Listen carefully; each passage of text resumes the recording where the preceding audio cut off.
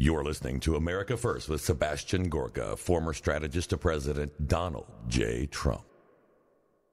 I ask the people of this state to wait for the facts from the Attorney General's report before forming an opinion.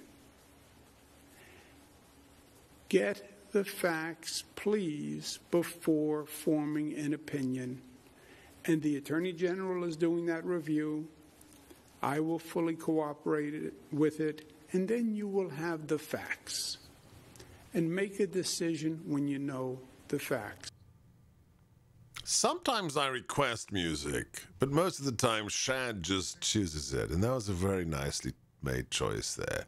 The Imperial March from Star Wars, The Evil Empire, as the introduction to today's press conference from Andrew Cuomo saying, "Don't judge me. Wait for the facts." Why should we wait for the facts when your closest advisor on a closed call with Democrat politicians said, "Oh yeah, we hid the facts from federal prosecutors because we didn't want to get in trouble for the 14,000 people killed by Killer Cuomo's policy of sending sick New Yorkers back to their nursing homes." Wait for the facts? Really? Where have you hidden the facts? Who have you intimidated in your classic mobster style? Oh, and by the way, I wonder if he waited for the facts. Somebody should look into whether he waited for the facts about the accusations against, I don't know, Judge Kavanaugh. I'd be very curious to look into that. I'm Sebastian Gorka. This is America First on the Salem Radio Network, coming to you from the ReliefFactor.com studios.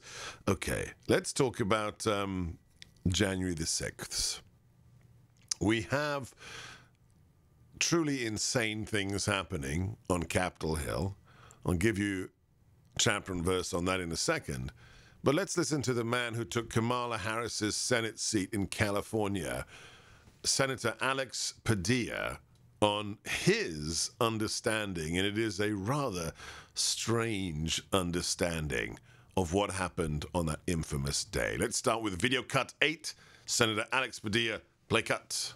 Did anybody see the House impeachment manager's presentation on how January 6th developed? It was not spontaneous. It did not start that morning. It was months and years in the making. Months and years. Interesting. Years in the making. Well, if that's the case, why did you and your colleagues try to impeach and convict Donald Trump for inciting that event with his speech? Because I think if you're inciting it on the day of the event, it's impossible for it to have been prepared months or years in advance. But it gets worse. If you think you're entered the Twilight Zone, you're in an episode of The X-Files. Here he is again. Of course, on CNN, Senator Alex Padilla. Cut 9, play cut. Take it one step further. You know, the intelligence community and Capitol Police has hid behind, well, there was a gathering in November, didn't turn violent. A gathering in December, didn't turn violent. So January 6th was unexpected. You know, if we learned anything from our experience with foreign terrorist organizations, you should identify when there are test events, test efforts going on to confirm vulnerabilities and exploit them at a future event. That's, in my opinion, what happened on January 6th. Do you understand what he just said?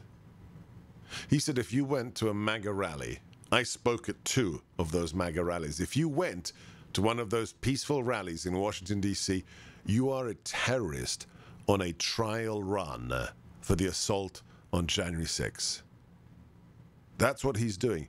He's calling you a terrorist if you supported Donald Trump. Now we have the official investigation, which has been initiated by the Speaker of the House, Nancy Pelosi. And she's chosen a retired general called Russel Honore to be the chief of that investigation. This is a problem. I have in front of me a letter that has been written to Nancy Pelosi by more than 24 members of Congress, including some of our best friends here, including Louis Gohmert, who was on the show today, Matt Gaetz, Jim Jordan, Andy Biggs, Darrell Issa, and others, about who Lieutenant General Russel Honore really is. Dear Speaker Pelosi, we write regarding your appointment of Lieutenant General Russel Honore to lead a review of the, quote, Capitol's security infrastructure, interagency processes and procedures, and command and control. Lieutenant General Honore has spoken ill of the members of the U.S. Capitol Police. He once referred to them in an interview as, quote, asshats, for asking him to abide by security protocols during his visit to the Capitol. So the man who's reviewing congressional security calls the police officers at Congress asshats for asking him to comply with security requirements. Strike one. Even more concerning, Lieutenant General Honore appears to have prejudged the conduct of U.S. Capitol Police officers. He suggests without evidence that members of the USCP, quote, allowed their buddies, meaning the rioters, into the Capitol building. He claims that the rioters, quote, had help inside the United States Capitol Police Force, and that the rioters were able to gain access to the Capitol building because, quote, 30 to 40% of the U.S. Capitol Police officers are, quote, Trumpsters. Strike two. To call these remarks inflammatory is an understatement. These statements are deeply offensive and should be disqualifying for anyone to lead a serious and objective review of the Capitol's security. Lieutenant General Honore has also made derogatory public statements directed towards certain members of Congress. On January the 12th, he replied to a tweet about Representative Lauren Boebert being detained outside the House chamber, indicating support for her detention and suggesting that USCP officers, quote, put her stupid ass on the no-fly list, end quote. That's a member of Congress he's talking about. General Honore also called for United States Senator Josh Hawley to be, quote, run out of D.C. for objecting to the certification of the Electoral College. Lieutenant General Honore wrote the following: this little piece of SH asterisk T with his Yale law degree should be run out of D.C. and disbarred ASAP. These Yale and Harvard law grads have a high order of white privilege. That's a tweet from the general investigating the events of January the 6th. Regrettably, Lieutenant General Honore's public statements in which he disparaged and prejudged the conduct of heroic USCP officers and in which he displayed partisan criticism of senators' official actions raised troubling questions about his effectiveness in dealing fairly and impartially. Therefore, they make the following demands. God bless everyone who signed this. Number one, please identify, Speaker Pelosi, all the candidates your office considered to lead this review.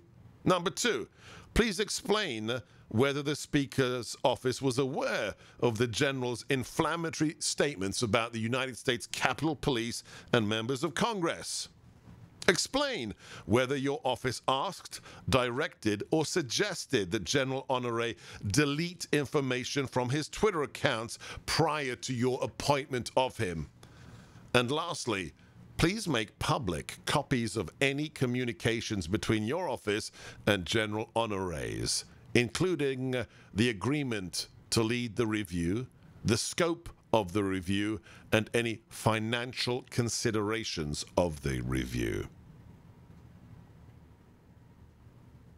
In a nutshell, a man who hates Donald Trump and anybody who voted for him, a retired general, is now in charge of the investigation of January 6th. An investigation that has one aim and one aim alone: to delegitimize the 45th President of the United States and target, besmirch, and calumny any individual who voted for Donald Trump and believes in America first. That includes you. I'm Sebastian Gorka. This is America First on the Salem Radio Network.